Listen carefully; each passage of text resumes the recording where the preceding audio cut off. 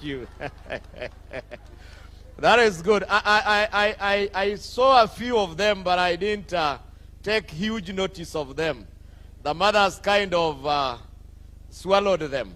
But thank you for reminding us. Kama, that is the men's organization. Thank you for coming. We are happy to be together with you in this service. Let me say, Your Excellency, that we are happy to share this moment with you. And we thank God that you could accept to come and join us in our normal Sunday worship, even as you go about your duties within this county. Feel most welcome to share this moment with us. These people love you. They were not mobilized after a very long notice.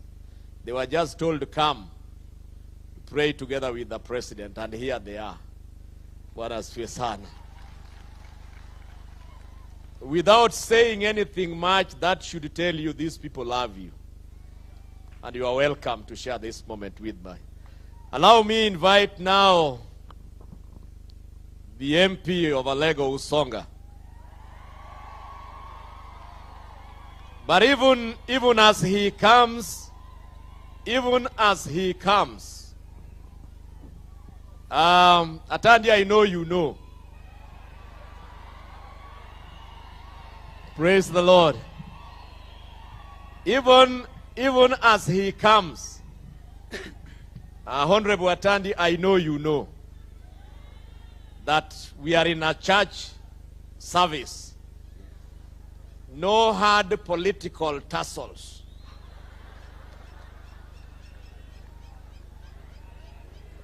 Let the message speak to you even as you speak to the people.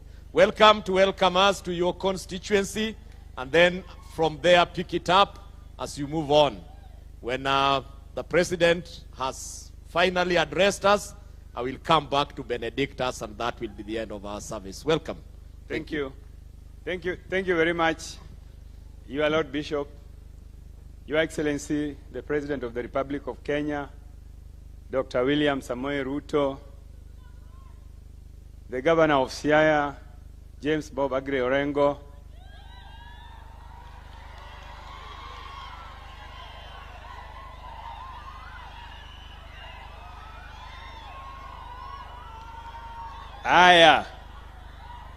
Cabinet Secretaries present, led by our very own James Opio Wandai,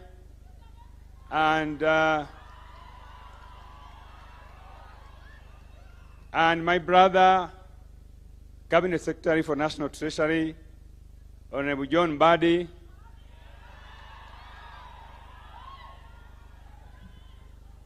Siaya Senator, Youth Leader, Dr. Oburu Oginga,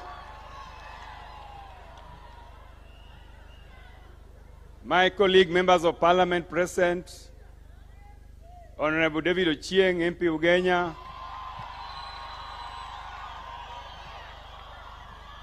Dr. Gideon Ochanda, MP Bondo, Elisha Kuba, MP Game,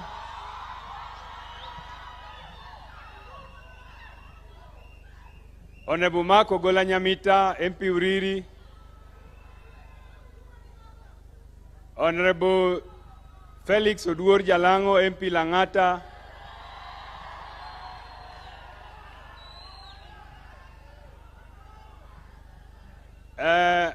we have my colleague, Member of Parliament for Butere, also Chairman of Public Accounts Committee, National Assembly, Honorable Tindi Mwale. Welcome. We have our principal secretaries who are here, led by our very own Dr. Raymond Omolo, PS for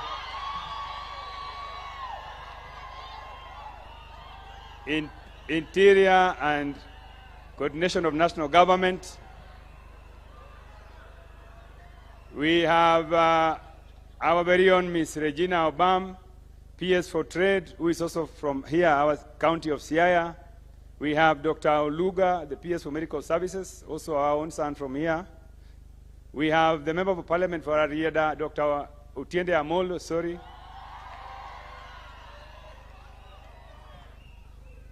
And Your Excellency, we have many other dignitaries here.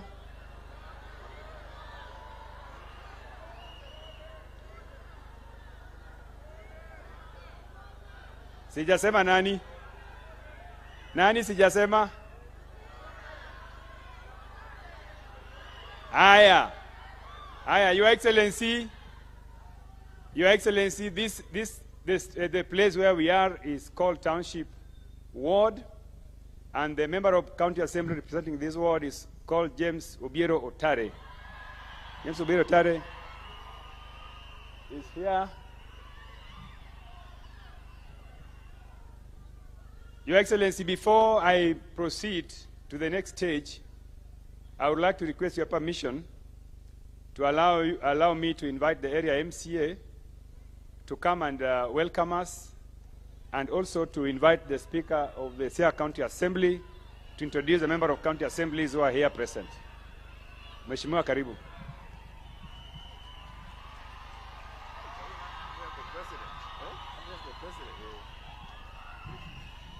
Asante sana Mheshimiwa Mbunge. I want to take this opportunity in my life. I've been in politics for the last 20 years, but this is the first time I'm addressing the President. So I want to take this opportunity. President William Ruto, the Governor of Siaya, the Speaker of the County Assembly of Siaya, and all the visitors that has come with the President, to invite you to Siaya Township Ward as the area MCA. Okatieko Gisungu nyasaye madiberi jakoru. Wonderful. Now let us invite the Speaker of the Siaya County Assembly.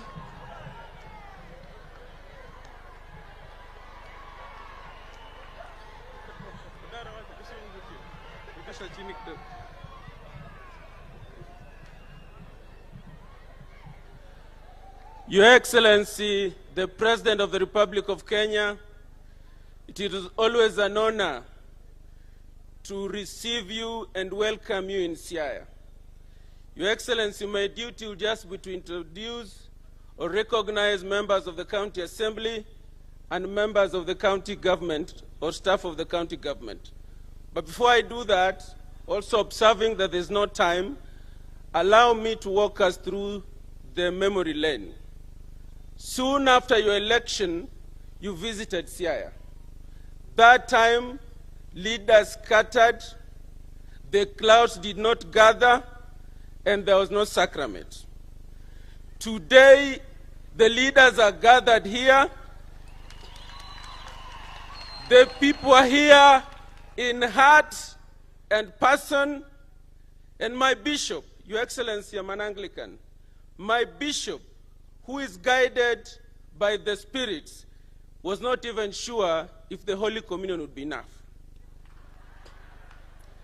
It therefore means we receive you here wholeheartedly. In the interest of time, allow me to recognize members of the County Assembly of Siaya that are here. And I dare plead with you not to expect me to mention all your names because of time. Your Excellency, the last time you were here, we had about 3 or 4. Today, they are here 42 in number. Will we clap for them? And it is important to say that nobody invited them, just as the bishop said, they came on their own. Thank you very much, members of the County Assembly. I am aware from here you are going to Sidindi and Ugunja. Allow me to mention those MCAs by name. The member for Sidindi, John Apodo, wherever you are, would you have an opportunity for the first time in life to wave at the President, wherever you are?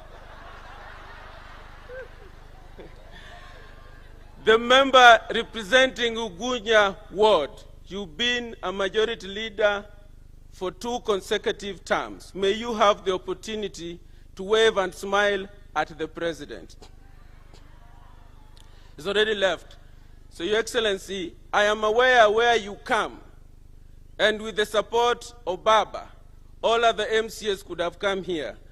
The member for parliament, Jalango, told me they're MCS from Nairobi. Wherever you are, MCS from Nairobi, would you be upstanding to wave at the president?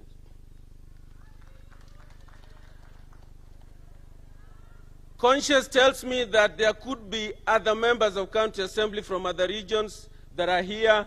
Wherever you are, would you be upstanding, please, for recognition? Last, Your Excellency, the preacher has preached, and he preached about the blessings that comes with God's people being together and living in harmony and peace.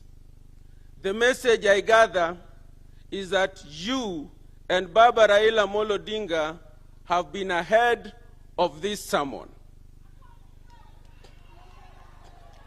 The scripture was ahead of you, but you've been ahead of the sermon.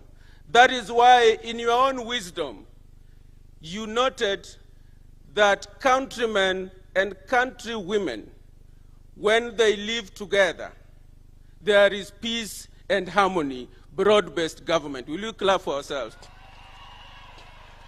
And the very last one, what I do, Your Excellency, is I pick voices. Allow me to pick. Lastly, mine is to pick voices as a speaker.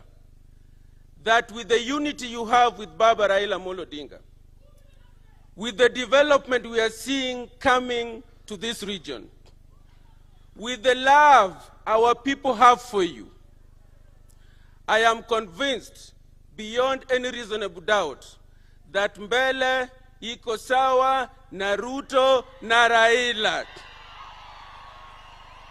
Will as many as are of the opinion that mbele iko sawa na Ruto na Raila na Wakenya wote say aye? There is no need to take contrary opinion. Those are invalid votes. The ayes have it. Thank you. Aya. Now, before I invite the members of parliament who are here, let me also recognize the senior government officers from this region who have joined us today, including CEOs of parastatals, board members. Can you just rise up so that we can recognize you? Thank you very much. We have our own Dr. Patrick Amoth here, who is our son here, Director of Medical Services. And it is. So, Your Excellency, I don't want to waste time. You're through untie. Ere jomoro ako president kae. Tinga ne badi malo. Umor gi president. Sigala mar president did chiel. Aya. Now, Your Excellency, I want to be very brief and want to thank His Lord the Bishop for the message of today. The Bishop, I think you are speaking to politicians. You are urging politicians that despite any differences that we could have, the preservation of the country is more important than any other things. And I want to agree with you that this is the trajectory that we took as members of the ODM party, and that is why we are with the president and working together with him. We do not intend to abandon the president in the near future, because we think that would be contrary to your message of today. Your Excellency, I want to take this opportunity to welcome you to this constituency. This is the very first time you are here visiting us, since you and Baba bestowed on me the huge responsibility of helping you to manage the budget of the country.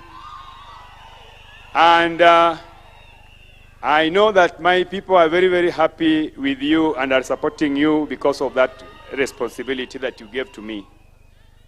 Your Excellency, I want to assure you that together with my brother, Honorable John Badi, we have, for the first time, delivered a budget that is not only transparent, but a budget that has been able to live up to the requirements of the Constitution that expects a budget to be, to address the regional balance, regional equities, and also to address the needs of every section of the country. Your Excellency, I want to assure you that we are not partisan leaders. The mandate you have given us is for us to help you govern the country in terms of resource sharing. So if you see development projects that have been appropriated in this region, that is the same thing that has happened in all other parts of the country. So the budget has been balanced, and that this country is for all of us, and we cannot isolate any section of the country, because that is what the message that you have given us. So, Your Excellency, thank you very much for that message. I will not talk about the development projects that are here, because now you are here, and those projects that we put in the budget, we put them courtesy of your blessings. So I will allow you to be the one to speak about them. But I don't know, lose the Lua Martin, Jokurua. Eh? Kauona do kumora inya. No. Kane kumora. Kauona ukodo wiya. Eh? O kane ka kijande omorgi president. Giadima wacho ni udonjelo ni nyalo tiatia nyaka otiek ta marario. Uwacho kamano. Kuwachi motegna inya. So, Your Excellency, these people are saying that they love you, and that no amount of intimidation from your protagonists will stop them from staying with you to the very end. Your Excellency, where we are conducting this service is known as Siaya Medical Training Center, Siaya branch. And just to update you that through your instruction, among other instructions that you have given us, you gave us when we were going through the budget process, you allowed us to put some resources for this place, and I know you know the details you share with us. Also, just a step away from here is Siaya National Polytechnic. Your Excellency, the last time you were here, I requested you to help us upgrade Siaya Institute of Technology to a national polytechnic. I want to confirm, Your Excellency, that you gave that instruction, and Siaya Institute is now a national polytechnic. Again, Your Excellency, through your direction, there are a lot of resources which we have also put in the budget to transform the Siaya Institute of Siaya National Polytechnic, which you are aware of, Your Excellency. Your Excellency, this county has benefited so much from the budget that we have just passed, and through the support of your office and the office of my brother, Honorable John Buddy, there are about many new roads that are going to come up in this county to support the development of this county. Your Excellency, in all those things that I've said, we want to thank you for your leadership, for your support, and for the love that you have given us. Adima wachoni President nyaka mbele. President nyaka mbele. Your Excellency, before I invite my colleagues to make a few remarks, let me say, Your Excellency, that you, for the first time, under your direction, we have given our county governments the highest allocation in terms of division of revenue bill. We were able to increase county shareable allocation from 385 billion in the last financial year to 415 billion in this financial year. Your Excellency, an increase of about 32 billion from what was allocated in the previous year. Your Excellency, Siaya County is one of the counties that is going to benefit from those allocations. We want to thank you, and we want to thank Governor James Orengo for the initiatives he's put in place to help us also transform the county. Your Excellency, with those many remarks, now let me take this opportunity to invite my colleagues to come and make just short remarks. Let me start with the Member of Parliament for Langata, Honorable Felix Oduor. Please come.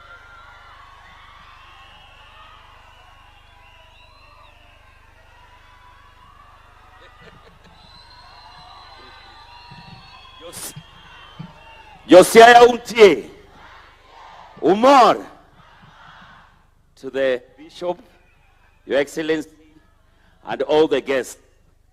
When I heard that the President was going to Nyanza, I knew he was going to Homa Bay. So I did not want to really prepare kwa sababu tumeenda huko mara nyingi. Lakini sasa tunakuomba hama Homa Bay, sasa ukuje upige kambi hapa nyumbani. Piga kambi hapa nyumbani, watu wa Siaya pia wapate ile maendeleo umepeleka Homa Bay mingi ile. Asante sana, Mungu awabariki. Aya. Let me welcome my brother, the chairman of Public Accounts Committee, the member of parliament for Butere, Honorable Tindi Mwale.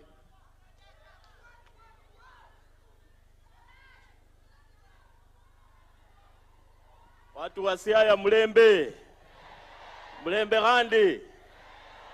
Asante sana. Sisi na nyinyi ni kitu kimoja. Mimi naitwa Mheshimiwa Tindi Mwale.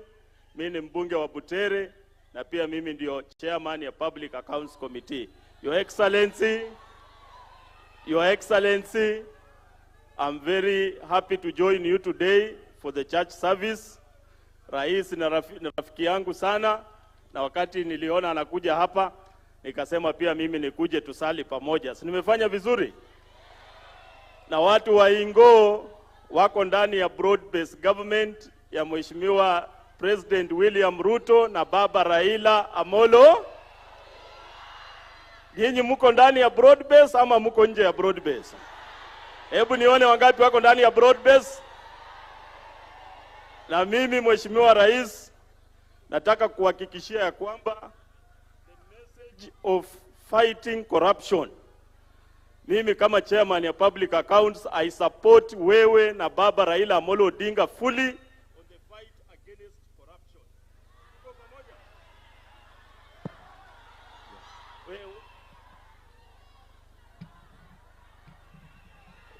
Wewe huyu mtu wa microphone anataka kuharibu, si ndio? Mbona anataka kuharibu na shemeji ndio anaongea? Anataka nipeleke maneno mabaya huko? Kwa hivyo nimesema kama chairman ya Public Accounts, we are supporting Baba Raila Amolo Odinga na President Ruto to fight corruption. Sawa sawa? Ile corruption iko kwa serikali, Mheshimiwa Rais, onyesha sisi tutasaidia wewe kufagia, ulete maendeleo hapa Siaya. Si ukweli? Na mimi naunga mkono huyu Atandi ni rafiki yangu sana. Si mtarudisha Wangapi wanasema Atandi arudi tena tuone na mkono? Wangapi wanasema Ruto arudi tena nione kwa mkono? Asanteni sana. Aya, thank you very much. I want also to recognize the presence of the Secretary General of the Kenya National Union of Teachers, who is with us here, Honorable Mr. Oyu. Mr. Oyu, feel welcome. Now, let me take this chance to invite my colleague, the Member of Parliament for Bondo, Dr. Gideon Ugola Ochanda.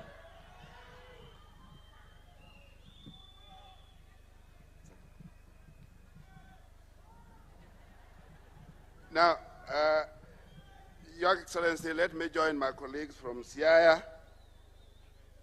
in welcoming you back to Siaya, and we'll want to keep welcoming you back to Siaya anytime. Karibu sana.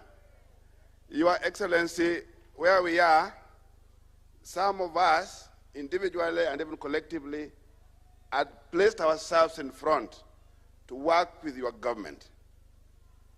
And we really appreciate in terms of what has been going on. Like many who are trying to wave for the president for the first time, or talking in front of the president for the first time, the much we appreciate how we are working with your government. In the last 3 days, Your Excellency, let me also take this chance to tell you that in the last 3 days was the first time I've worked with a cabinet secretary from Siaya in our villages in Siaya. For the last 13 years that I've been in Parliament, I've never had an opportunity to work so closely with a cabinet secretary, with a minister of a government. And that was Opeo Wandai. We've worked for the last 3 days, going to the villages to see that we have power in all our areas. Your Excellency, this is for purpose of augmenting what we are doing. And I want to tell you, Mr. President, that including our community, that history is very clear in terms of who this community can work with. The works that can make this community work with other communities is very clear. History has had it, that there are people that this community can work with. And that is political history.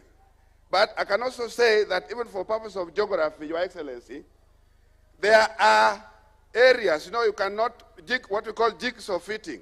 You cannot fit America on the Arabian continent, minus going through Africa. But it's very easy to jigsaw fit the Americas on Africa. Similarly, when you take that geography, it's not very easy to jigsaw fit the basin on the eastern escarpment. It's much more easier to fix the basin on the western escarpment. And that's exactly where this community is headed to, our president. That we want to work together in terms of what is practical. And it's just practical that we can easily jigsaw fit with the west of the rift much more easily than the way we've been trying to fix ourselves with the east of the rift. Your Excellency, what will help us cement this relationship that we have with your government is the fulfillment of the little projects, promises here and there. We are disadvantaged. We may not have the coffee. We may not have the sugar cane. And we know you are doing a lot of work in those kind of economies. Our economy here needs quite a bit of fixing. Particularly, we know fisheries will take quite a bit of time, but that's an economy that we really need to put our efforts on. Your Excellency, Bondo, Siaya, towns. The government has done a lot of effort before. There is a water project that has been here. The government placed a lot of money. Siaya doesn't have water, Bondo doesn't have water, and it's the same project that is supposed to go to Rarieda. How happy will we be if when you are going to Sidindi, you are going to Ugunya, to launch a water project that started after the other one, the bigger one? We'll be more happy that water is in Siaya, water is in Bondo, and water reaches Rarieda. And to that extent, Your Excellency, if we can fix these kind of little things that we have, including the irrigation, little small irrigation projects that we have in our communities, plus the Zoya irrigation works, I'll be very happy. So thank you very much, Your Excellency. We'll be joining you constantly to make sure that our things work. Asanteni sana. Jothurwa, gimara matin kende. Tedo katok dala, tedo mwasebedo kajo wadwa tedo jirani. Soya mabiro nuaga. Tile mabiro nuaga. Sao chopo. Mwabe korwadwa modo watedi, wabende jomoko winjie sochwa. Ero uru kamano. Aya. Jothurwa untie. Your Excellency, Dr. Gideon Ochanda has reminded me on something which I just wanted to alert him that there's something we introduced in the last budget called crop diversification. You are urging Kenyans to diversify from the traditional cash crops that they have been investing in for a long time that are almost becoming obsolete in terms of returns. And I want to just mention to Dr. Ochanda that in this budget which we are implementing, Siaya County alone has about 100 million shillings for crop diversification. And your Cabinet Secretary for Cooperative Development was here, and he met our county leadership team, including the minister in charge of agriculture in the county, and we want to urge our people, please, we want you to start planting coffee. Coffee is a cash crop that we want all Kenyans to go into because of the potential and returns in terms of foreign exchange, and we want our people also to be able to earn foreign currency here in the grassroots. So, Your Excellency, thank you very much for that program. I want our people, please work with the county government of Siaya so that you can start planting coffee. Your Excellency, let me move forward and now invite the Member of Parliament for Uriri, Honorable Mark Ogola Nyamita, to come and talk to us.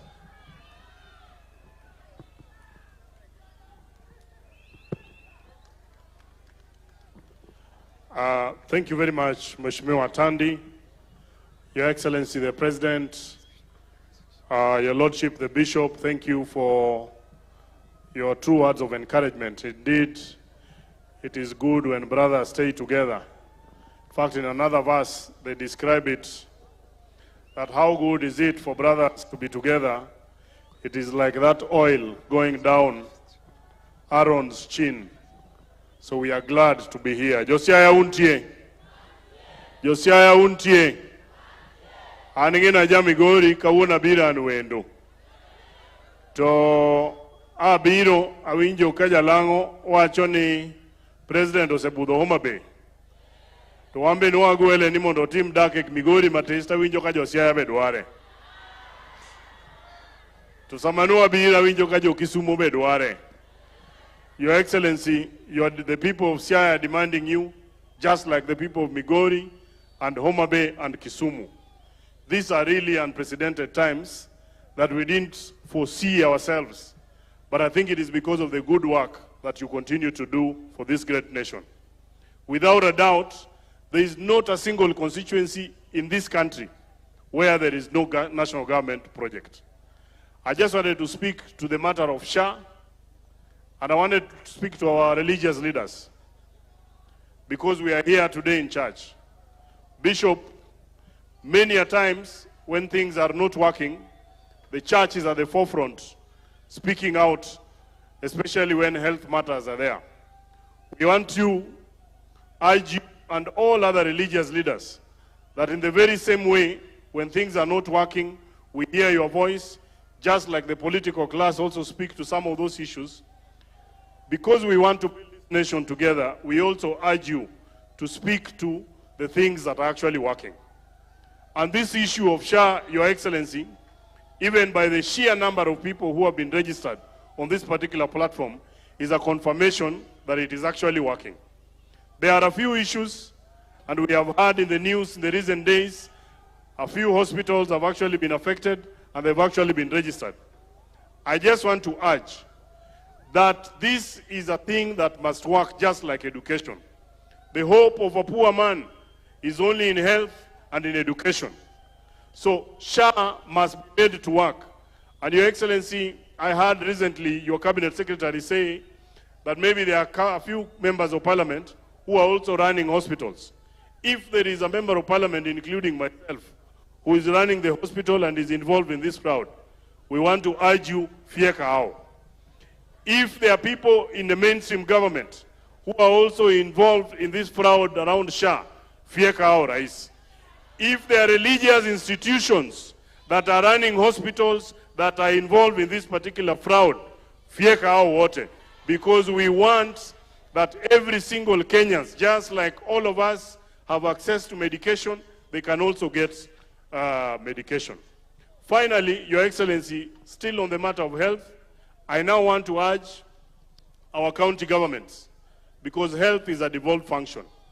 And recently you have spoken to free medical health in all our clinics up to level 4, from the smallest clinic to up to about level 4.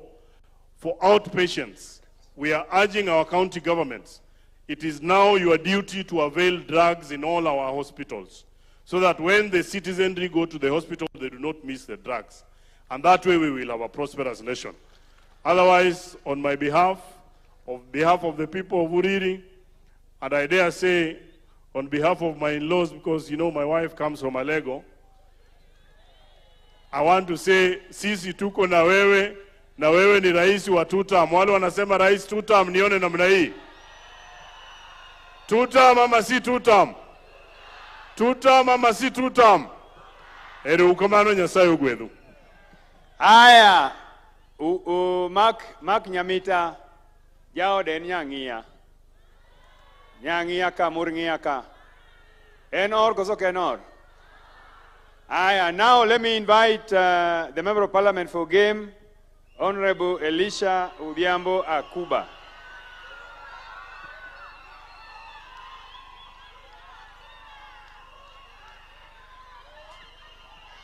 Your Excellency, the President of the Republic of Kenya and Commander of our Defense Forces, allow me to ride on the protocol established by the Honorable Tandi and of course the Governor of Siaya.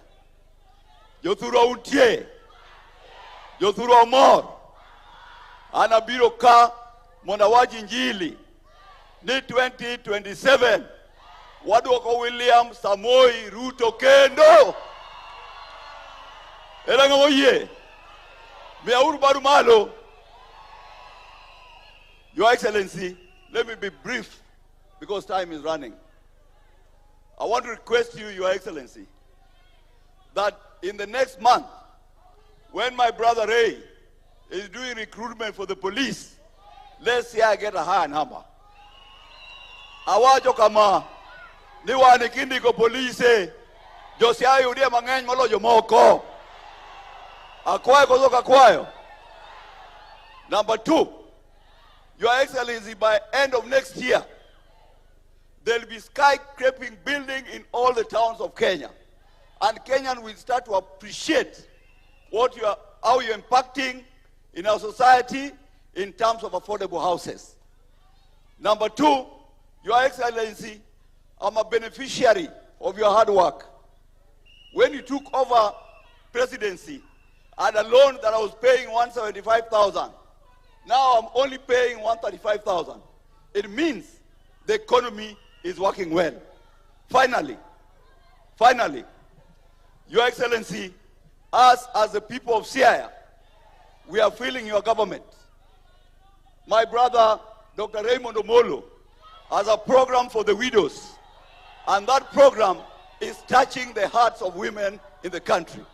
Number 2, our brother, the CS Wandai, is moving all over to ensure that we have access to electricity in the Republic of Kenya. And finally, Mbadinyang is also doing his bit in Suba. Your Excellency, you have assurance that come 2027, we'll elect you again so that we can have a progressive society moving forward. And finally, I encourage county governments of Siaya, let us remit employees' contribution of SHA, which you have kept for 3 months. Employees are not accessing help because you have not remitted the amount. Thank you. Aya, Jodalawa. I want peace. Aya. Very good. Joturwa, wakwe uru mos, wachegni chopo kuma jotelo madongo dwa loso kodwa. Wadwaro ni mondo ubed mos. Mr. Ogea, please, stop that kelele there. Aya. Your Excellency, now let me take this chance to invite the Member of Parliament for Ugenya, Honorable David Ouma Ochieng.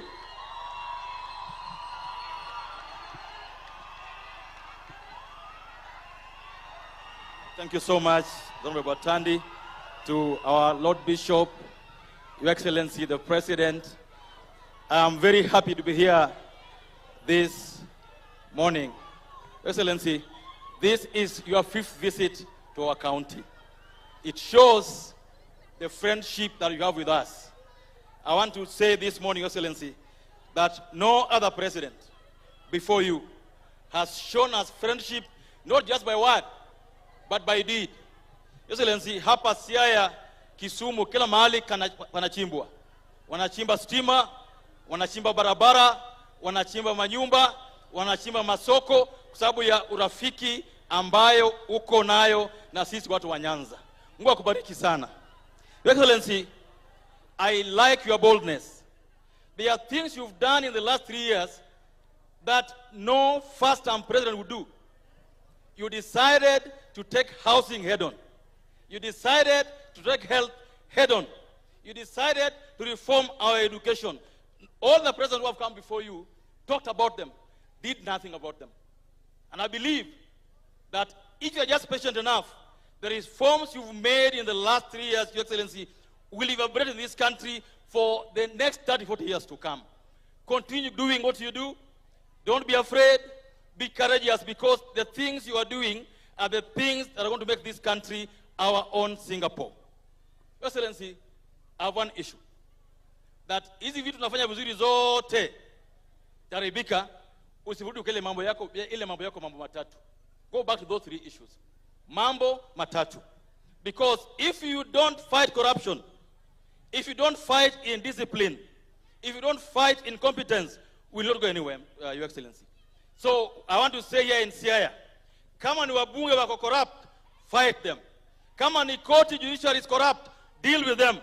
Kama ni your ministers who are corrupt, deal with them. Kama ni counties that are corrupt, deal with them, Your Excellency. Don't spare anybody. Let's build one country. Let's build a country all of us believe in. Finally, Your Excellency. Nimeambiwa kama nimekaa pale kwamba kama tunangoja as we wait for you to do all for us Kisumu, Siaya, Busia Road. Inakaa mbaya sana sasa, Your Excellency. It's patches all over. Barabara ya Kisumu mpaka Busia, Your Excellency, please, naomba mara 10. Saidia ziko barabara hiyo. Thank you so much. Welcome to Siaya again and God bless you, Rokamano. Aya. Yothuru auntie. Erejo mamorgi President Ruto kae. Very good. Now I want to invite my brother, the Member of Parliament for Arieda, Dr. Otiende Amolo, Senior Counsel.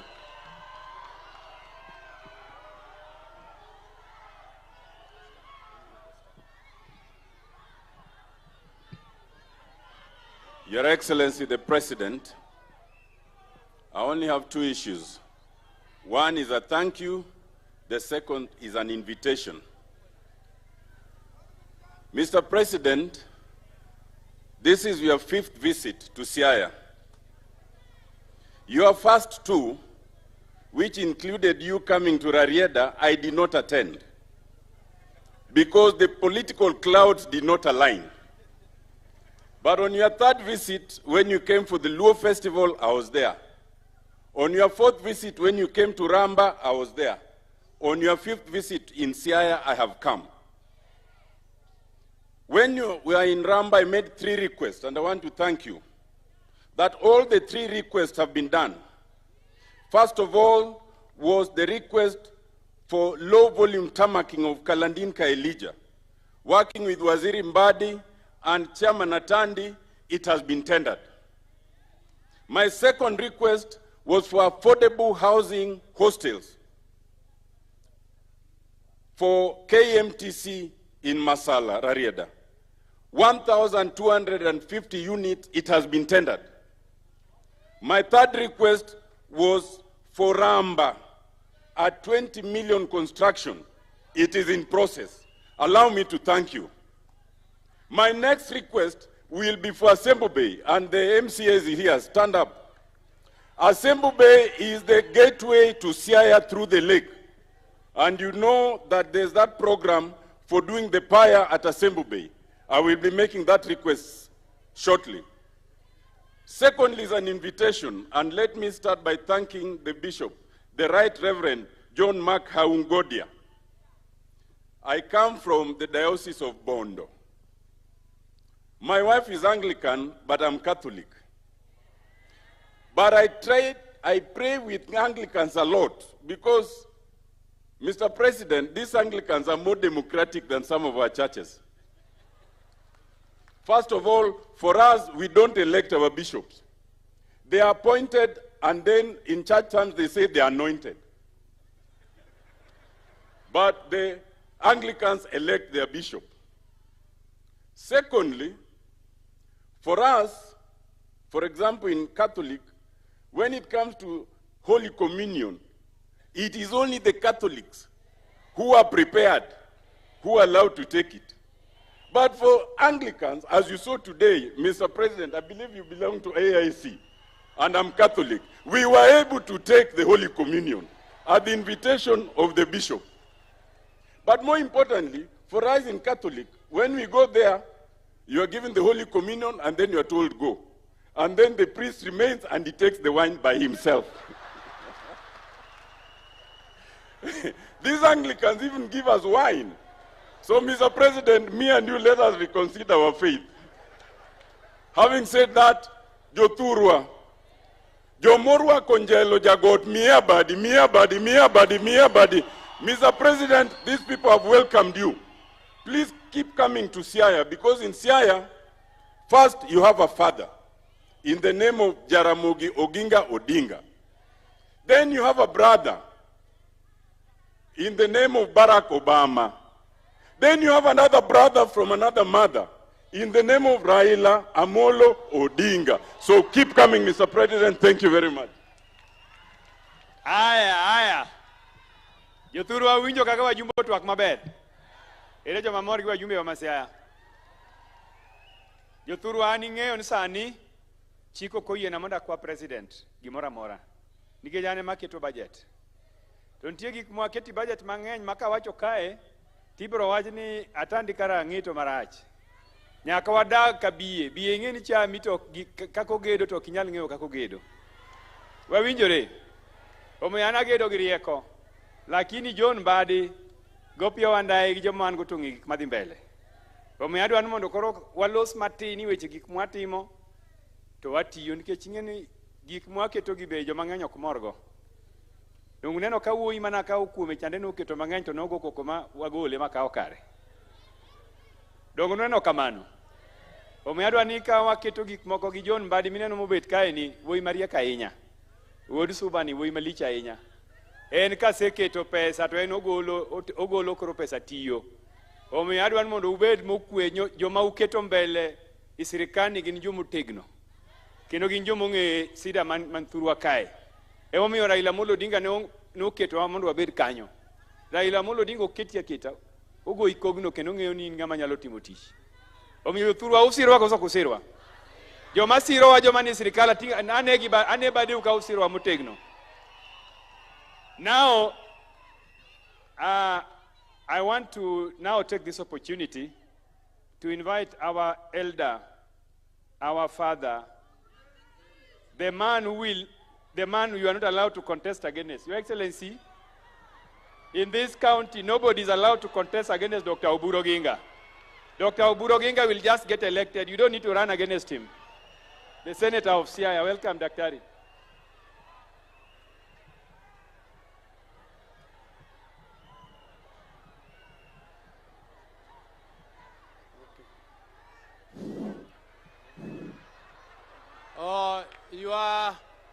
Your Excellency, the President of the Republic of Kenya, the Governor of Siaya, all leaders, senators and members of the National Assembly, and the clergy, and all members of our community who are present here, and our visitors.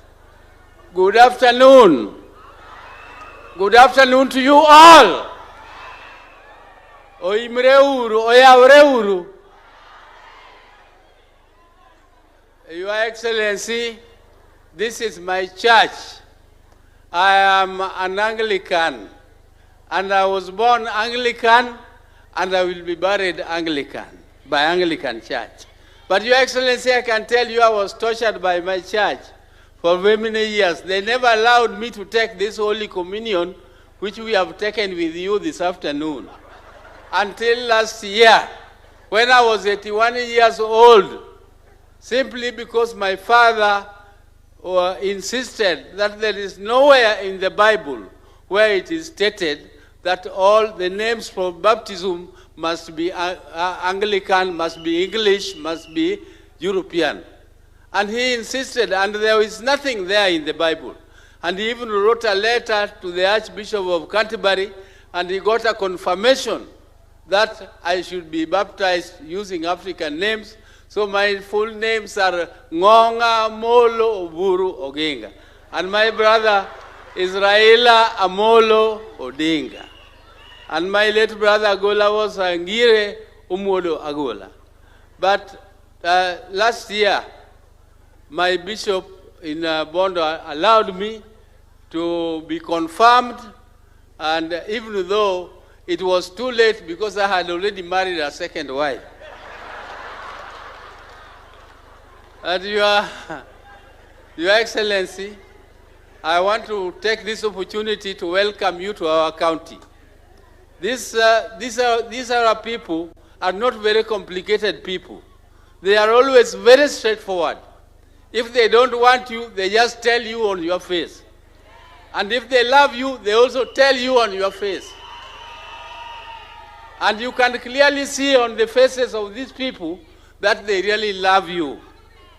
And Your Excellency, this love comes because you have also shown love for them. First, there is the Minister of Finance, John Mbadi. John Mbadi has taken that docket of the Ministry of Finance, which has never, since we got our independence, been held by a Jaluo. This is the very first time that a Jaluo is holding the Ministry of Finance. Your Excellency, that is a very, very clear show of love for our people by giving one of us the Ministry of Finance. You also gave our son here, Opiyo Wandayi, the Ministry of Energy. And Opiyo Wandayi is so energetic that he is befitting that ministry.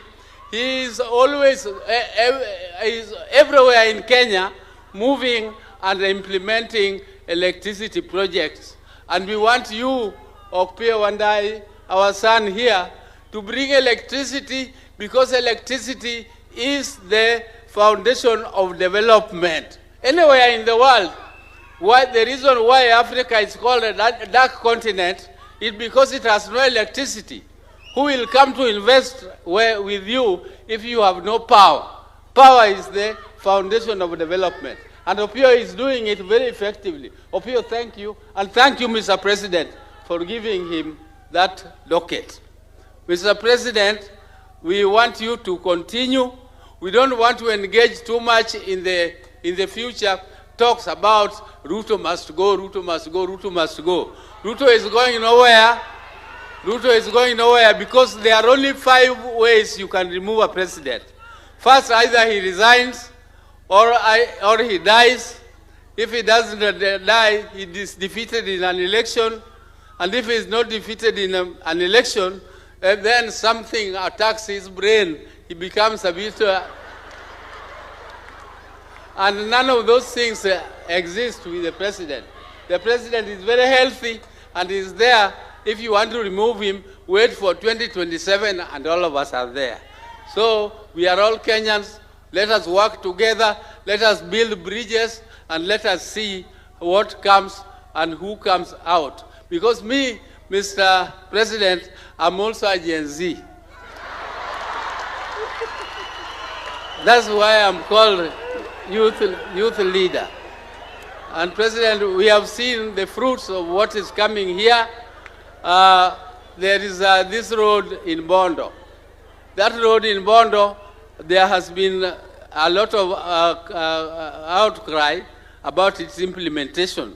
But there is 200 million shillings which had been given in the budget, and I have talked to Honorable Mbadi to give it something in the supplementary so that it is completed. You came and promised that it will be done, and we must make sure it is done so that people don't continue complaining. The contractor who is in Gotnanga, Tuorengo's place, those sites, has become very incompetent. Give us another contractor to finish this one in Bond. Mr. President, I don't want to say much more because there is a lot going on. To ko imilunga ni dongro ko luro ko juturuwa ti kwaga uru ko mangeny ka gimoro biro to uso asoya mos to logo leng uso asoya mos to logo leng nikech nyiego ngeny kodwa uwinjo jothurwa ero kamano uru.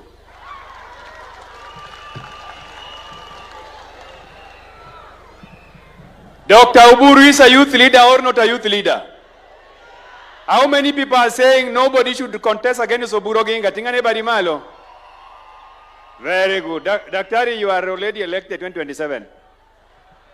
Now, Your Excellency, I want to request you to allow me to introduce your own PS for Interior to come and introduce other government officials who I may not have recognized them.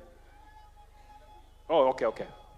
Thank you for that direction. Your Excellency, as I step down now from here, I just wanted to thank you, Your Excellency, for the many of our people that you are working with in your cabinet and in the executive, including our 2 CSs, the Minister for Finance and the Minister for Energy. Your Excellency, this team that you are working with among our people are doing a very good job, and they are working with us, they are consulting with us, and we are happy for the support you are giving them.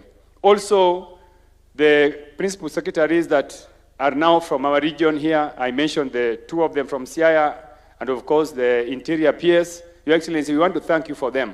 But Your Excellency, we also want to urge you that in Siaya, we still do not have so many of our sons in government, in the mainstream executive.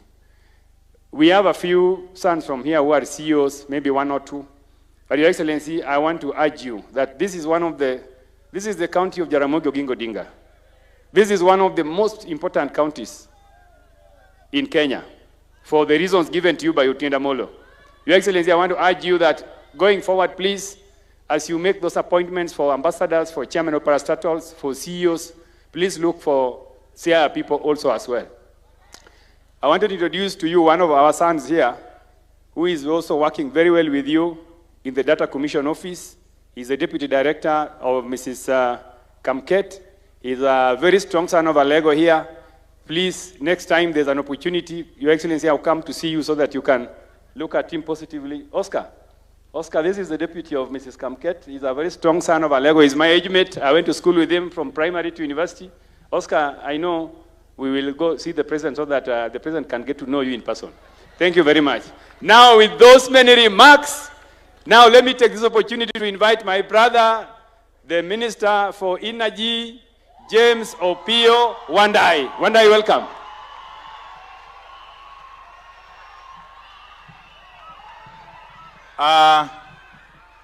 The Bishop of the Diocese of Maseno West, the Right Reverend John Mark Godia, all the clergy, Your Excellency, the President, Dr. William Samoei Ruto,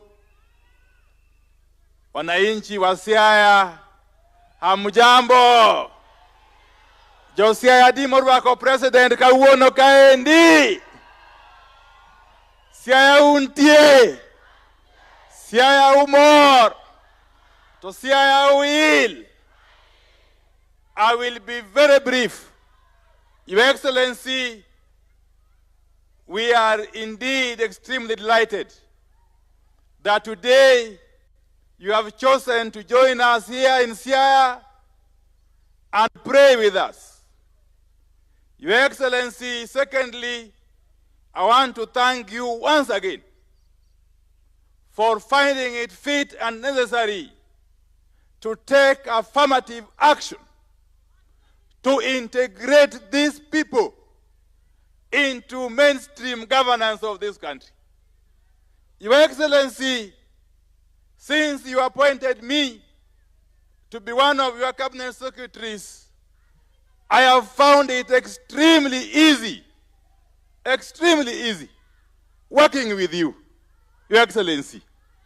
Your Excellency, this particular region, I know you have got a plan to develop every part of this country. But this particular region has had its potential, not unlocked, not harnessed for quite a long time. You have made a conscious decision to have the potential of this region unlocked and to have it harnessed for the development of this region and indeed for the rest of the country. Your Excellency, whenever I travel around the country, and especially this region, one thing is certain, that the country has witnessed transformation that was never imagined before. Your Excellency, as I conclude, the difference between potential and implementation is leadership. Leadership. What this country has had, all the resources it has. This country has had all the minds and brains that it has. What this country has always required is leadership. Leadership that is prepared to make hard decisions. You have made some of the hardest possible decisions in this country. And you have taught us, as your cabinet secretaries, that it is better you make a decision which is wrong instead of not making a decision. Better a decision which is wrong than not making a decision at all. And your hard decisions are indeed now bearing fruit. As I conclude, Your Excellency, these people, and we live with them here, and we talk with them every day, these people see you as their natural ally. True or not true? Isn't Ruto our natural ally? First and foremost, Your Excellency, you co-founded ODM with Baba. But more importantly, ideologically, you are fully aligned with these people. And therefore, we can only say that the future is bright. Politically speaking, we speak to them and they have assured us that they are working with you every step of the way. Every step of the way. And let me also thank Baba Raila Amolo Odinga by joining forces with you and showing us the way. And indeed showing the whole country the way. As I continue to implement my programs of electrification within my ministry, Your Excellency, I continue to abide by your directive that we do so across the country without any form of discrimination. So allow me, with those very many remarks, to welcome my brother, the Cabinet Secretary for Finance and National Treasury, the Honorable John Mbadi, to come forward and make some remarks before inviting the governor. Thank you very much. Welcome.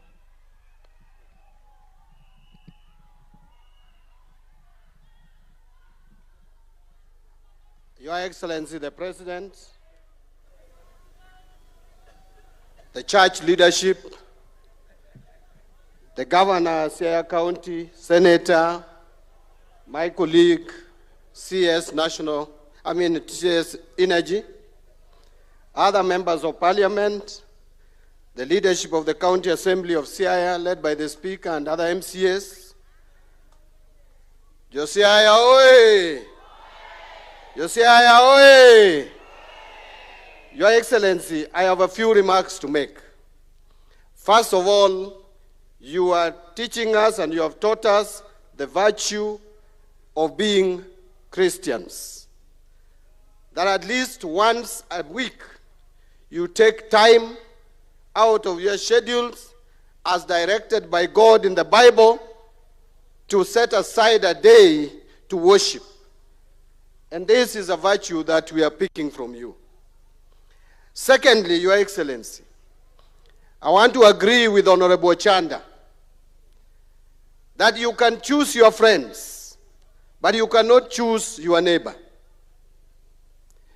And Your Excellency, it's even more blessing if that your neighbor becomes your friend.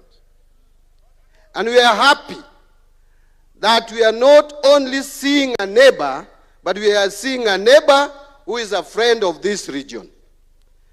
And you are guaranteed the support of this region, Your Excellency, because you have demonstrated to us that you care. You have demonstrated to us that you don't want this region to lag behind. I have worked with you for now well over 1 year, very closely. And I know that your government is a government of inclusivity.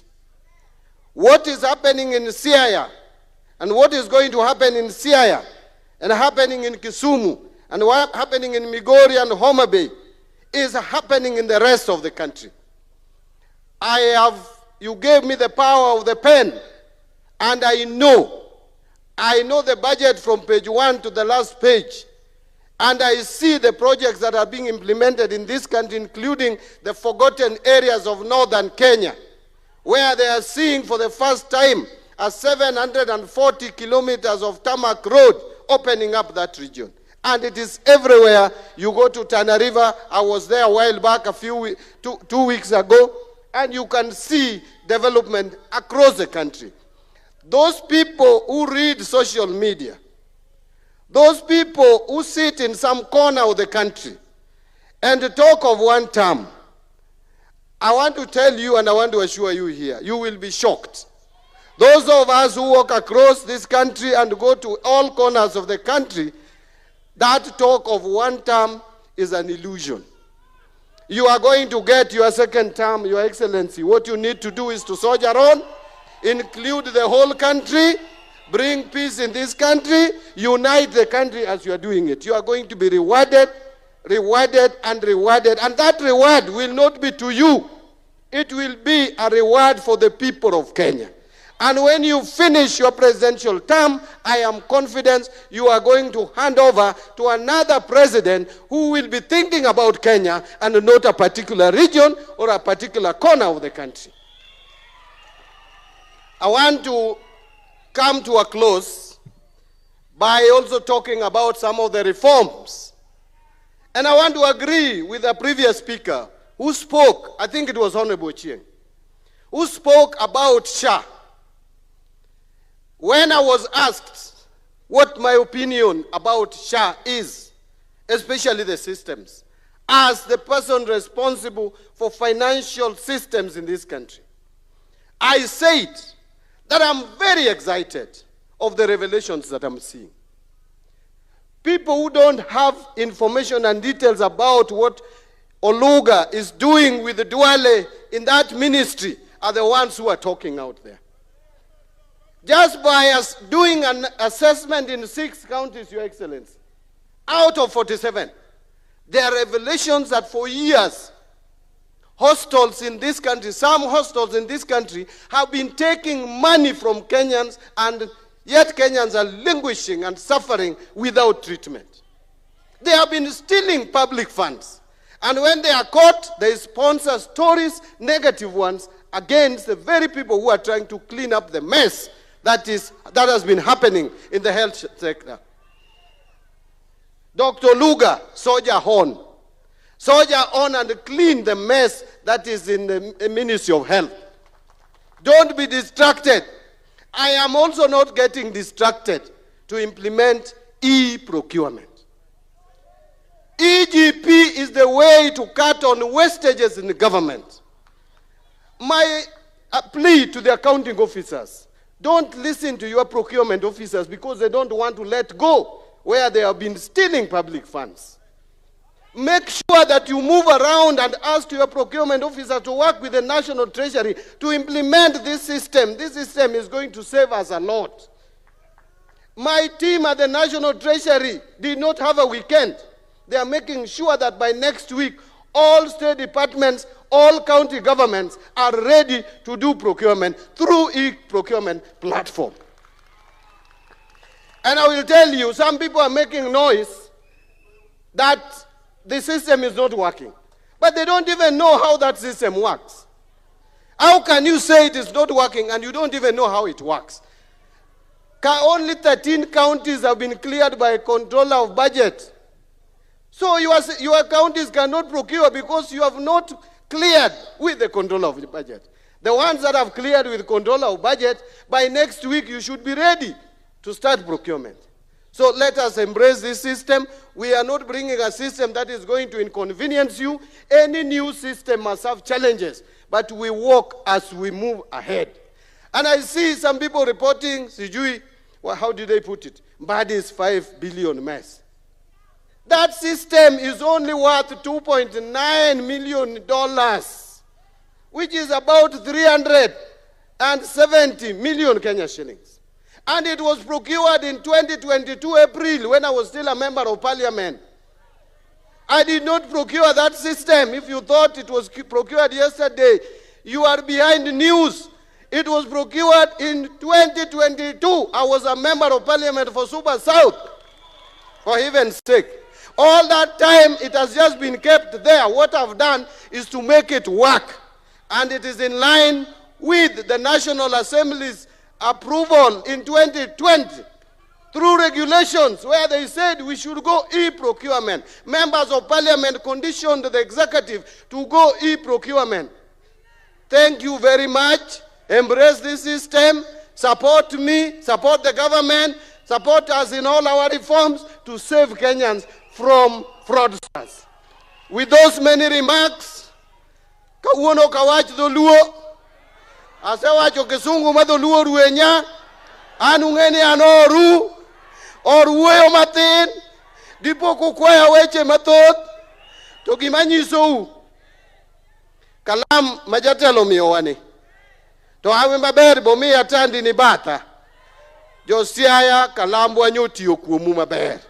Ubro neno kochak team projects gini kalambwa nyotiyo kuomu maber. With those many remarks, allow me to invite the governor for Siaya County, my senior, Jim Winyamayanga, James Agri Orengo. Karibu.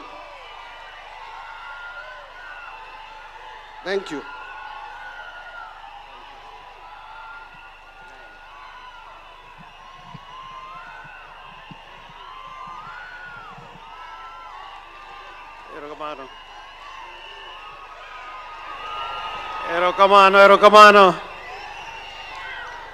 Erokamano. Your Excellency, the President of the Republic of Kenya,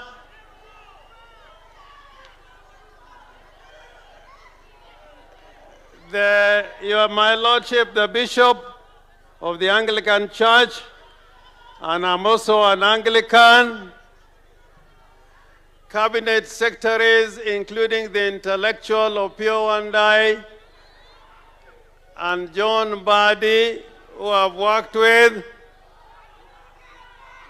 all members of Parliament who have come in here today. Anadwa wacho matina inyagi dholuo, aitatieke kisongo. Jadi morwako President Ruto kane badu. Nona urukendo jamorwako President Ruto ne. Erokamano. Your Excellency the President, last night and this morning, Right Honorable Raila Amolo Odinga rang me and he asked me to make sure that the people in Siaya receive you well. And I'm glad that those instructions have been carried out. When Baba says right, we go right. When Baba says left, we go. Yadimu yenika Baba wacho right, or the right. He also asked me to bring his greetings to the people of Siaya. Yadimu wako mosmara ila molodinga. Your Excellency the President, I want to allay the fears of those who think you don't have Siaya in your heart. Last week, when I was talking with you, and you said you are coming to Siaya, you also confirmed that on the 16th of October this year, you are again coming to Siaya. President Duogo Siaya Katarika Parga Uchel. We are going to have the Siaya International Trade and Investment Conference, and it will be presided by no other person than the President of the Republic of Kenya. And we are very, very, very, very grateful. I want to say to the people of Siaya, particularly when my bishop, your word today of brothers staying together, a people united, a people united will always succeed. And we want Siaya to be united, but we also want Kenya to be united. And I'm glad Your Excellency, the President, you are on the road of putting Kenya together. And this is exemplified by the fact that when you are forming your government, you included the people of Siaya. I know you will include more, but we have a cabinet secretary, we have 2 PSS, and we have directors, and as has been said, if any other opportunity comes, please remember the people of Siaya. But I want to talk about what is coming soon. I don't want to talk about what is coming in the future, in the distant future. I want to talk about what is happening soon. You promised us that you are going to build the stadium, that you are going to finish the stadium. You promised us that you are going to build us a hospital. On the 8th of October, your minister is coming here to break ground for the new Siaya Referral Hospital. And also, on the same day, there's going to be an extension to the stadium, the groundbreaking. Honorable President, 2 days ago, I signed a letter handing over the land at Usenge. We have handed over the land at Usenge. And Director Captain Ruto of the Ports Authority, whom I'm going to meet on Tuesday, they are ready to start building the port in Usenge. And it's not only Usenge.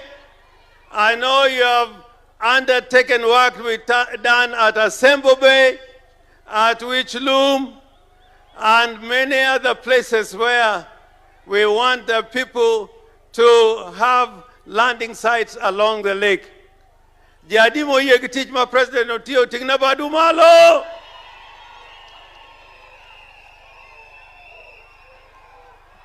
You told me that Bondo is going to have the Bondo bypass road, and we are waiting for that to be done. And in Siaya, the work that is going on, we are happy with what you are doing with us. I can tell you, and I always like speaking the truth. I like speaking the truth. I like speaking the truth. So long as you work for the people of Kenya and the people of Siaya, the future is bright for President Ruto and the people of Kenya. And so far, the work is going on. So far, the work is going on. An kora orengo nyatieng, anta antie, an orengo kidi, an orengo jawawa, ana linga linga, orango dako wadu, mon wetena.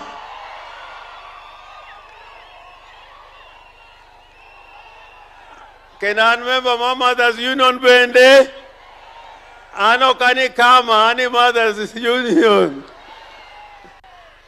Kama abro donje bange to sani aja Mothers Union. Omio wa mor gigik madhi nyime. Jadi moye no anju wuoth kanyakla gi national government mondo piny otire. Ya uye. Siaya uye. Ugenya uye. Gemu uye. Alago Usonga uye. Rarieda uye. Bondo uye. Ero urukamano. Koro yena uru mundarwag, the President of the Republic of Kenya and Commander-in-Chief of the Defense Forces, right, His Excellency William Samoei Ruto. sana. Aya. Asanteni sana. Tafadhali tuketi chini. Asanteni. Tafadhali tuketi. Thank you very much. Baba wetu Askofu John Mark Aung Kodia, ndugu viongozi wote wenzangu, Wakristo wa hapa Siaya, ndugu wananchi, hamjambo? Amoso ujodurwa. Jodurwa umor. Jodurwa untie. Bwana Yesu asifiwe. Nyasaye ber. Sejete. Hebu mnisalimie. Bwana Yesu asifiwe. Tusalimiane hewani. Asanteni sana. Mimi kwanza nataka nimshukuru Mungu kwa kutupatia nafasi tufike hapa Siaya. Nimshukuru askofu wetu kwa kutunenea neno la Mungu. Asante sana askofu. I listen to many preachers, but I can say without fear of any contradiction, you are in a class of your own. You spoke to us so well about the word of God. Nasema asante sana, na nimefurahi sana kufika hapa leo ili tuweze kuungana pamoja na nyinyi katika ibada hii ya shukrani na ibada ambayo imetuunganisha. Nilipopata mwaliko kutoka rafiki yangu James Opio Wandai na nikamweleza gavana wetu na viongozi wa hapa akiwemo mjumbe wenu, sote tulikubaliana tutafika hapa kwa sababu mbali na yale yote tunafanya, bila Mungu hatuwezi kwenda mbele. And that is why we are here to worship God, because beyond what we can do as human beings, it is God who can make things happen and change the history of a nation. Mimi viongozi ndugu zangu hawa wameongea kwa kirefu. Kabla sijasema mambo machache, tuko hapa na PSS wangu, pengine hawakuonyeshwa. Niko hapa na Ouma Oluga, PS wangu wa health, mpigeni makofi. Niko hapa na PS wangu wa trade, Regina Obam, mpigeni makofi. Niko hapa na PS wangu wa interior, Bwana Omolo, mpigeni makofi. Niko na viongozi wengine, directors, board chairman na viongozi wengine wa serikali wakiwemo county commissioner na wale wengine wote ambao tunafanya kazi pamoja na wao, na tumefurahi sana kuwa hapa siku ya leo. Watu wa Siaya, mimi nataka mjue ya kwamba katika safari ya kubadilisha Kenya, mambo ya maendeleo ya taifa letu la Kenya, tumekubaliana na tumeamua ya kwamba siasa ya zamani ya ubaguzi, ya kugawanya watu, ya mirengo na ukabila tumeifutilia mbali. Sisi tunaunganisha taifa letu la Kenya liwe taifa moja. Na sababu hiyo, ile maendeleo yote inaendelea taifa letu la Kenya vile Nyang, huyu waziri wangu wa fedha, amesema, pia inaendelea hapa Siaya. Maneno ya stima, mumesikia waziri Opio Wandai alikuwa hapa juzi. Hapa Siaya tunajua kidogo bado kuna sehemu nyingi haijafikiwa na stima, na ndio sababu hiyo tumeweka 1.8 billion to connect 14,000 new homesteads to electricity in this Siaya County. Na tunafanya hivyo katika sehemu zingine zote za taifa letu la Kenya. Nataka vile vile mjue katika program yetu ya affordable housing na housing kwa ujumla, hapa Siaya tumeweka pesa 10 ya affordable housing. Tunajenga nyumba yetu hapa, nyumba 882 tayari inaendelea kujengwa. Mimi nilikuja kuzianzisha. Tumeweka kandarasi ingine hapa pale kwa civil servants hapa Siaya town, Another 1,000 housing units tutaanza kujenga hivi karibuni. Pale Bondo tuko na affordable housing. Pale Ukwala tuko na affordable housing. We have affordable housing in Ugenya. We have affordable housing in Ugunja. And we are going to do affordable housing, Mheshimiwa, my brother Otiende Amolo, pale Aram. We also want to do affordable housing there. And we want to do affordable housing Nyamninia, someplace hapo kona hapo. Kule game. Nyumba 8,000 tunazijenga kwa sababu tunataka vijana wapate ajira na tunataka makao mazuri ili tusikate mashamba yetu. Tuweke mashamba iwe ni mahali ya kuzalisha chakula na tuweke makao mazuri ndio wananchi waweze kusonga mbele pamoja. Chana naye. Vile vile katika hiyo program tunajenga soko, na soko ambazo tunajenga hapa Siaya ni soko 18 mpya in Siaya County. Na nilikuja hapa niliwaeleza, leo nitaenda hata kuanzisha ingine pale Sidindi, and we are building markets in Siaya the way we are building markets in Kenya. Vile vile mumesikia hapa katika hii college yetu hapa ya KMTC, huyu chairman wetu wa budget amewaeleza ile pesa tumeweka hapa. Vile vile tumeweka pesa 5.5 billion shillings ya kujenga hostels ya wanafunzi wetu hapa Siaya County.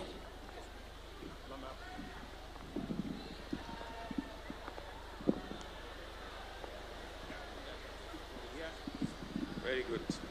Haya, naona tumepata baraka ya mvua. So I was saying the following.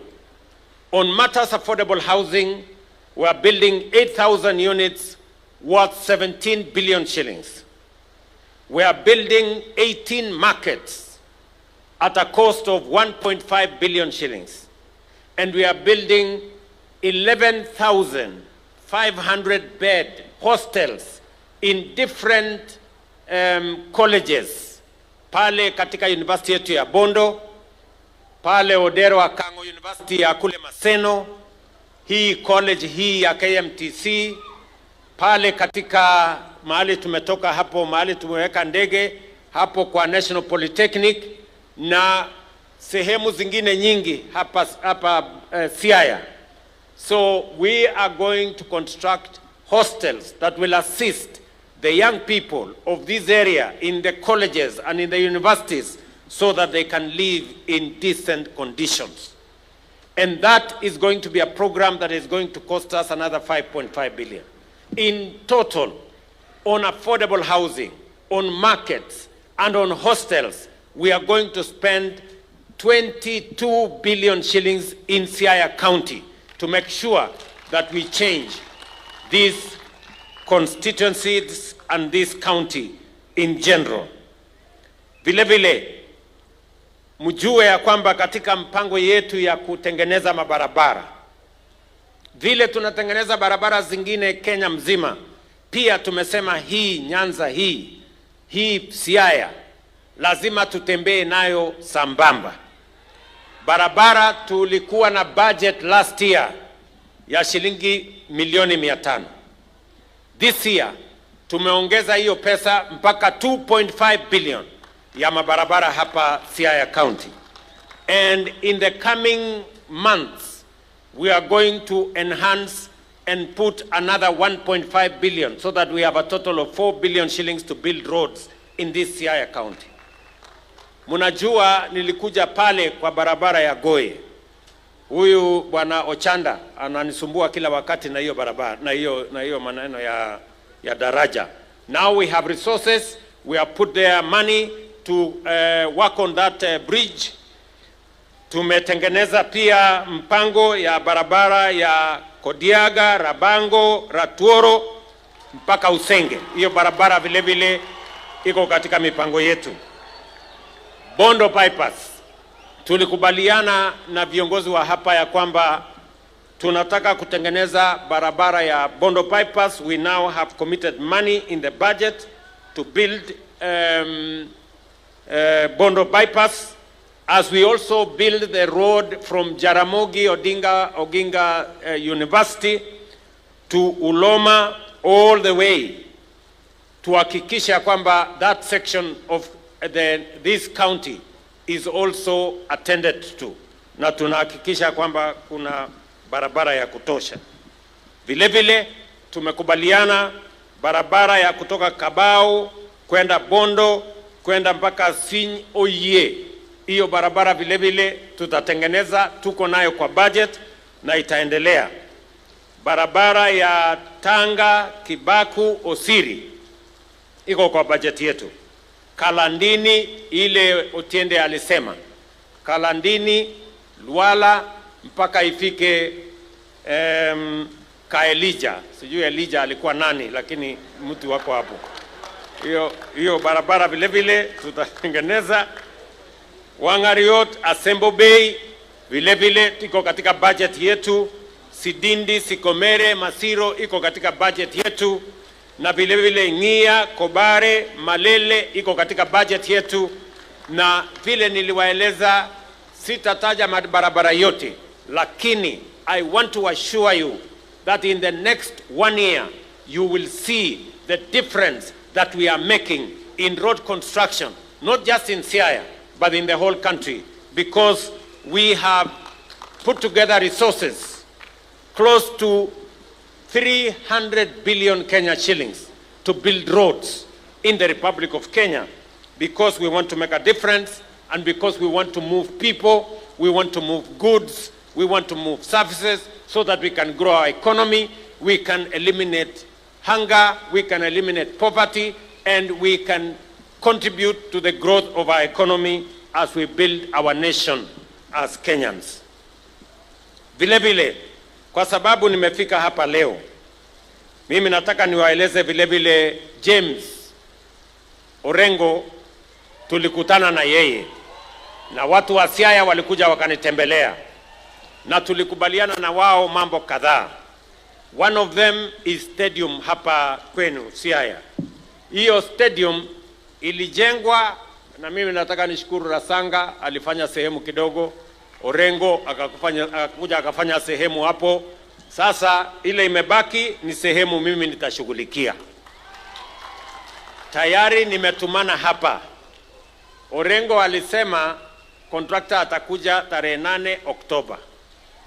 Sio hivyo, wacha nisahihishe, tarehe 8 September ndio contractor anakuja.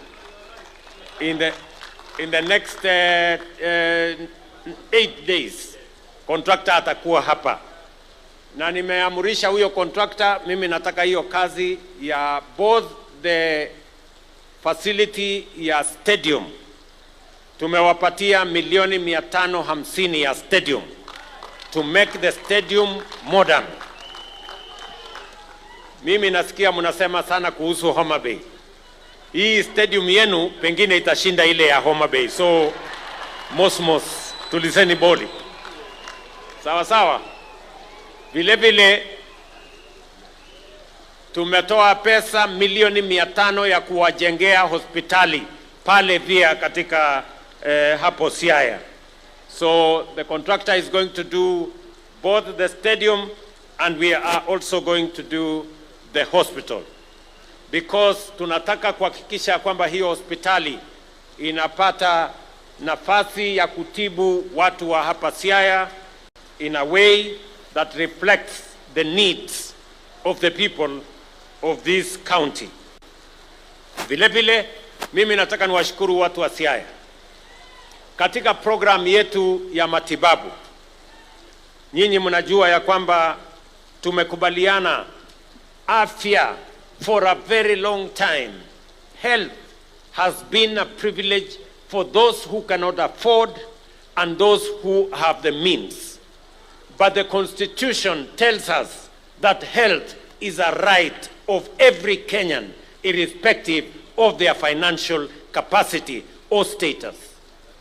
Na sababu hiyo ndio tumebadilisha mambo ya afya. Tukasema tunataka kusajili kila Mkenya. Tunataka kila Mkenya apate matibabu, aende hospitali, atibiwe na aende nyumbani bila ya kuulizwa pesa yeyote, because we now have a plan on how to deliver health in the Republic of Kenya. Hapa Siaya, wananchi 1,400 wamejiandikisha tayari kwa SHA.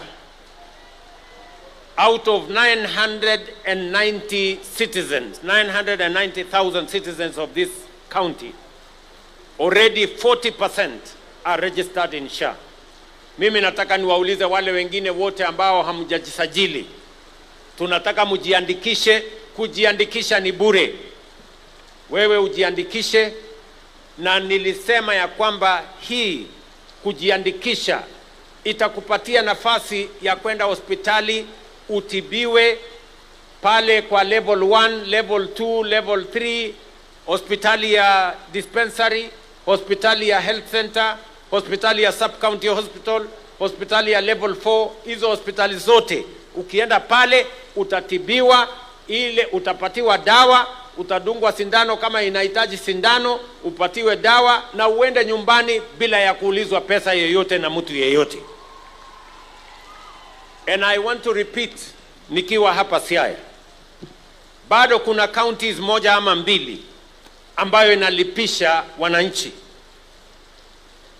Sisi kama serikali tumetoa pesa shilingi bilioni 21 kuhakikisha ya kwamba kila mwananchi mahali popote anaweza kwenda ile outpatient, aende kwa dispensary, aende kwa hospitali ya health center, aende level 3, level 4, atibiwe, adungwe sindano, apatiwe dawa na aende nyumbani. Serikali italipia kila Mkenya ile outpatient.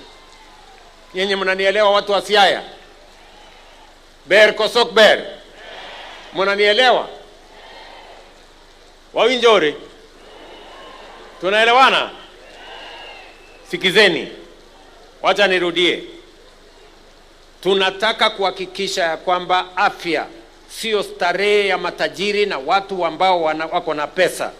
Afya ni haki ya kila Mkenya. Na hatutaki Mkenya tena auze mali yake, auze ng'ombe yake, ama auze shamba yake ili kulipa gharama ya hospitali. We now have a plan as a nation on how to deliver matters health. Na sababu hiyo tunataka tushirikiane, tufanye hiyo kazi kwa pamoja. Vile vile muliniuliza ya kwamba mnataka vile tumejenga paya kule Homa Bay, mkasema pia tujenge paya Usenge na tujenge sijui Asembo, mlisemaje pale huyo Tienda Amelwa anasema tuweke pia Wasembo Bay, lakini siku ile mliniambia Usenge. Sasa mbona hamkusema Wasembo Bay siku hiyo? So tayari Kenya Ports Authority will be beginning the construction of a pier in Usenge and a fish market in Usenge. Na nitawaeleza sasa wakuje pia wafanye feasibility study ya kujenga another pier pale Asembo Bay, vile mbunge wenu Mheshimiwa Otiende amependekeza. Vile vile muliniuliza ya kwamba mnataka mambo ya Yala Swamp, ile mashamba ya Dominion pale, ya kwamba mnataka tutatue matatizo ya uwegezaji mahali pale. Tayari nimeita wale ambao wanahusika, and I want to promise you we are going to get a way forward, because at the moment the work in that corner is suboptimal. Kazi ambayo inaendelea pale ni kidogo sana. Hiyo mahali ni mahali ambapo tunaweza kuzalisha mambo mengi, na sababu hiyo county government ya Siaya na serikali ya kitaifa tutaketi chini na wawekezaji so that we can make sure that we revive and we bring new investment into that region and into that Yala swamp so that we can take it forward into the future.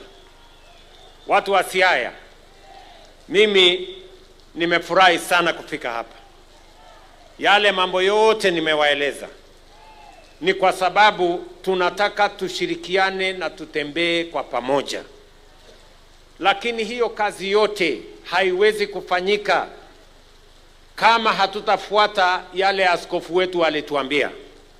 Askofu ametueleza ya kwamba Biblia Zaburi 133 inasema how good and how pleasant it is when brethren work together in unity.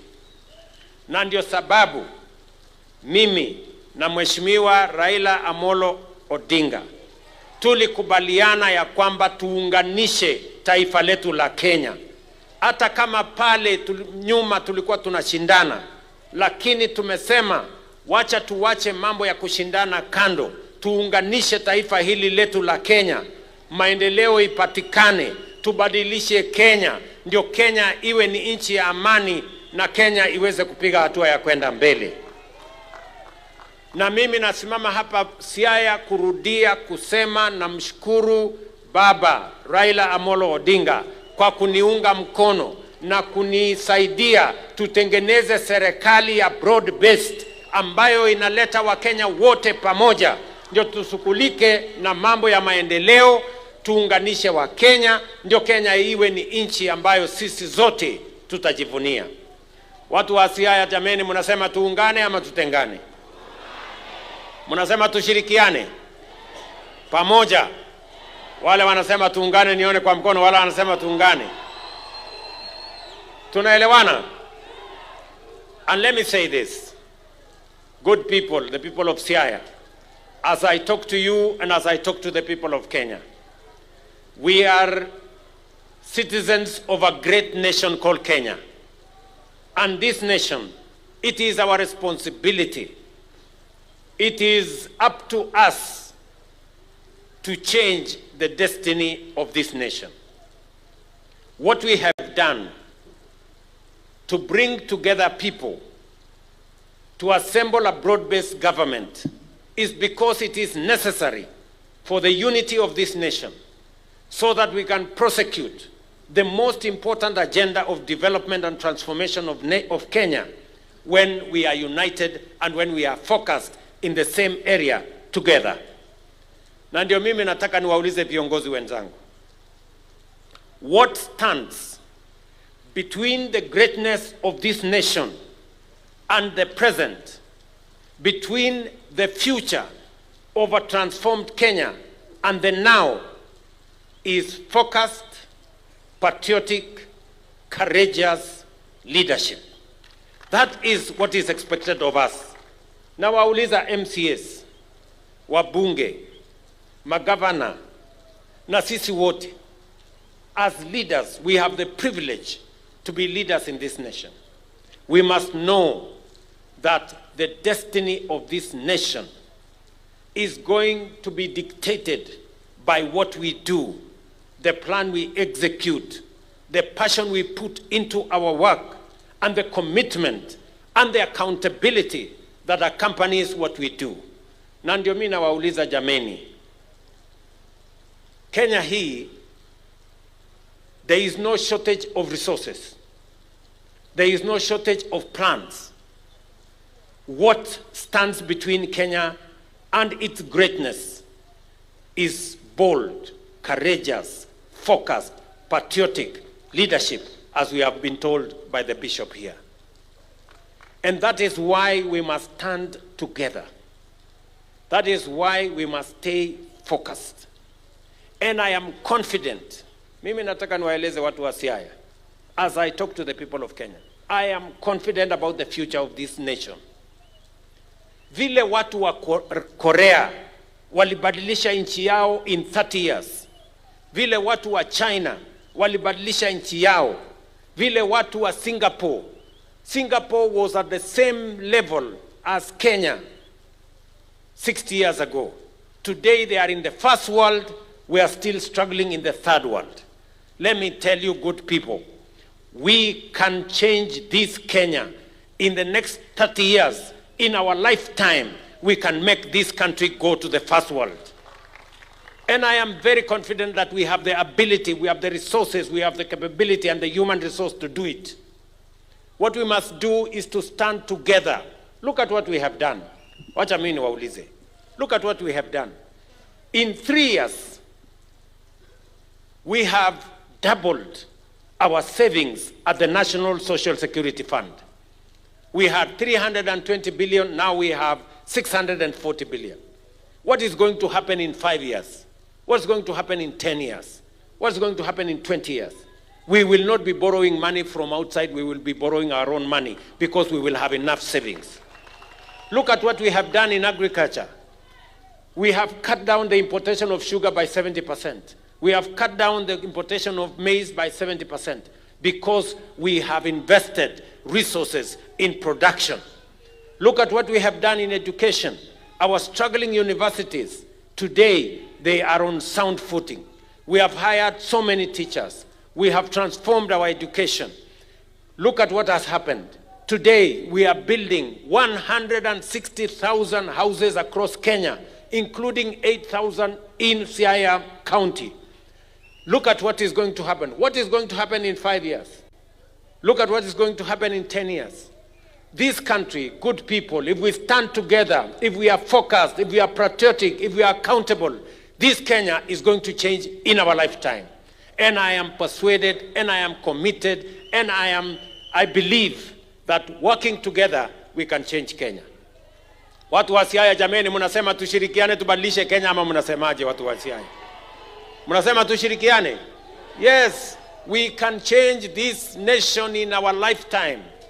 It is possible because we have, look at what has happened. Let me give you a bit examples.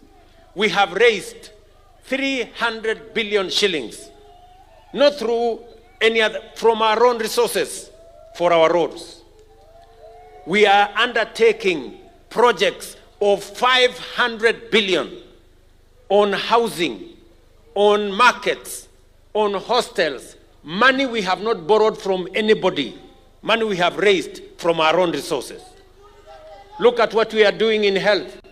We are committing and we are spending close to 100 billion and another 200 billion in matters of equipment in our health. Money we have not borrowed from anybody. Money we have raised from our own resources. We have increased our savings by another 320 billion shillings in Kenya. Money we have not borrowed from anybody. Just imagine what we can do if we are focused, if we have a plan, if we are courageous, and if we know where we want to go. I want to implore on leaders, nyinyi ndugu zangu MCAs, my friends, members of parliament, my brothers and sisters, the governors, I want to ask you, let us work together. We can change this nation in a very fundamental way. We will stop borrowing. We will stop being in the third world. We can move this nation into the first world in our lifetime. Jameni, tutashirikiana watu wa Nyanza. Watu wa Siaya tutashirikiana. Ndugu zangu wabunge tutashirikiana. MCAs muko tayari. Wabunge muko tayari. Bwana Orengo wewe uko tayari. Ama namna gani bwana? Tunaelewana ndugu zangu? I am saying this with this passion because I can see the future and I can see a different Kenya. Many people sometimes accuse me of saying things that are not there because I can see them. Many people cannot see, but I can see a different Kenya. If we keep the faith, if we stick together, if we stay focused, if we are patriotic, if we are accountable. And that is why I agree with my CS, this man, John Badi, when he says that our detractors, we are not going to listen to you. On matters to do with SHA, the reason why we are unearthing the theft and the corruption in hospitals is because our systems in the SHA, the digital system, is now able to detect the fraud that people have carried out for many years under NHIF. Why do we have 30 billion shillings deni ya NHIF leo? Na tukisema wacha tufanye verification ya hiyo debt ya 30 billion, mahospitali wanaenda kotini wanasema they don't want verification. Kwa sababu wanajua ndani pale iko wizi. And we are not going to pay until we verify, because we are not going to spend public money to pay corrupt people. Ama namna gani jameni? So we are telling the people who think the theft they were carrying out in NHIF watalete kwa SHA, nyinyi mnaota ndoto ya mchana. Haiwezekani. Hospitali yeyote, hospitali ya serikali, hospitali ya kibinafsi, hospitali ya kanisa, kama wameiba pesa ya NHIF, watalipa hiyo pesa. Kama wamelete corruption kwa mambo ya SHA, watalipa hiyo pesa na tutawapeleka kotini, kwa sababu we must be accountable for all the resources that the public have put at our disposal as government. And let me also say this. Maneno ya e-procurement, kuna watu wengi wamezoea kandarasi ya ukora. Kitu ya shilingi 2 tunanunua shilingi 10 kama serikali, kwa sababu ya procurement ya ukora hapo, ya quotation na nini na nini. Tumesema tunaweka e-procurement. Wacha ijulikane imenunuliwa pesa ngapi na imeuziwa serikali na nani. Na mbona mtu wa shilingi 2 hakupata hiyo kandarasi, mtu wa shilingi 10 alipata. That is what we want to do. Mimi najua kuna resistance. Procurement officers, accounting officers hawataki hiyo maneno kwa sababu wanataka kuendelea na ukora ya zamani. Alafu ndio wanaandika headline, sijui Mbadi, sijui 5 billion, sijui nini. Nyinyi na ukora yenu na maheadline yenu na ufisadi yenu hamuwezi kutuzuia kuhakikisha ya kwamba pesa ya serikali inatumika inavyopaswa. And we are going to implement e-procurement. There is no going back. Any official who is not ready to work with us in e-procurement, they can as well leave. Waondoke kwa serikali, waende watafute kazi nyingine. Ama namna gani? Tuko pamoja ama tuko pamoja, my friends? Mnasema tuendelee ama tuendelee? Na vita ya ufisadi hakuna mahali itasimama. Kama ni kwa bunge, kama ni judiciary, kama ni executive, kama ni county, kama ni maofisi zetu za mawizara, we are going to make sure that every penny that has been given by the people of Kenya must be spent as is required and must be spent for the purposes for which that money was meant. And we are going to be firm and we are going to be steady, and no amount of blackmail, intimidation or whatever they want to do is going to stop us. Tunaelewana ndugu zangu? Tumekubaliana watu wa Siaya? Mwisho, huyu bishop ambaye ametunenea neno la Mungu in a very profound way, ametueleza vile vile kuna cathedral inajengwa hapa. Na katiba ya Kenya, the opening ya katiba ya Kenya inasema, we, the people of Kenya, acknowledging the supremacy of God, of all creation. Yani, kabla hatujasema ofisi ingine yote, tunasema nani? Tunasema Mungu. So wale wako na kisirani na sisi na Mungu, shauri yao. Waende wasome katiba kama hata wameshindwa Biblia. Ama namna gani? Si ndio? Sisi tuliandika katiba sisi wote. Na tukasema tumejipatia. So bishop, hiyo cathedral ya hapa Siaya, mnajua imejengwa miaka 20. Just imagine. Nyinyi wote hapa, kila mtu hapa amejenga nyumba yake amemaliza. Lakini kanisa ya Mungu hapa imekwama. Na tuko hapa. Na tunaongea Kiingereza mingi, sijui tunaongea sana Kijaluo, sijui na nini. Sasa hii na mnajua Yesu anaweza kurudi anytime. Sasa just imagine. Yesu arudi, sisi tuko kwa manyumba yetu, hii cathedral iko itakuwa makosa makubwa sana. So lazima tumalize hii cathedral. Mupende msipende. Hapa na brigade. Hapo tu peke yake ndio naweza kuruhusiwa kusema mupende msipende. Hii cathedral we must finish it. Sawa sawa. So kwa sababu bishop amenionyesha inatakana hapa, inatakana hapa, inatakana namna hii, inatakana namna hii, inatakana pesa nyingi. So nyinyi mtafanya sehemu yenu na mimi tutafanya sehemu yetu pamoja na marafiki wenu. So we must complete this cathedral, so tufanye bidii. Jana nilikuwa pale kwa stadium kwa finals ya mpira pale. Na nilikuwa na baba hapo. Nikamwambia mimi naenda Siaya. Kaniambia basi wewe nipelekee salamu. So hii ya Orengo ni ya asubuhi leo, yangu ilikuwa ya jana. So si ndio? Na nikamwambia nikienda Siaya nitapeleka salamu zako na ile kazi iko pale tutafanya sisi wote. Akaniambia ni sawa. Si ndio? Sasa alifanya makosa kwa sababu sasa hakujua pengine iko kazi kubwa hapa ya kufanya. Sasa ndio hii kazi imefika. Na lazima kwa sababu niko na ruhusa yake tufanye, si ndio lazima tufanye. Sasa kwa hiyo kanisa nyinyi mtafanya sehemu yenu. Lakini mimi nitawatafutia shilingi milioni 20 ya hiyo kanisa.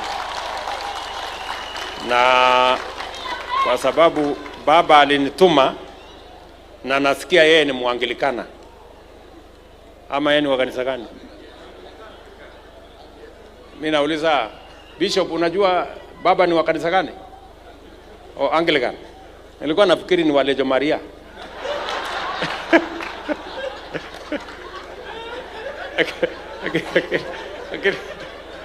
Umesema ni wa Anglican. Bas, mimi nitaenda kumwambia nimepledge kwa niaba yake shilingi milioni 5 alete ya kumaliza hii kanisa. Si ndio?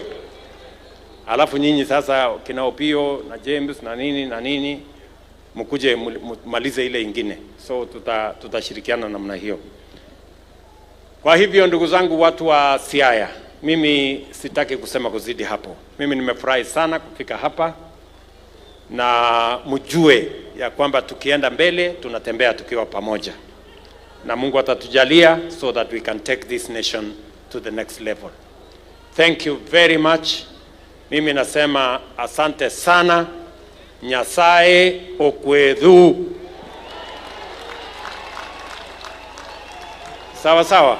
Thank you very much.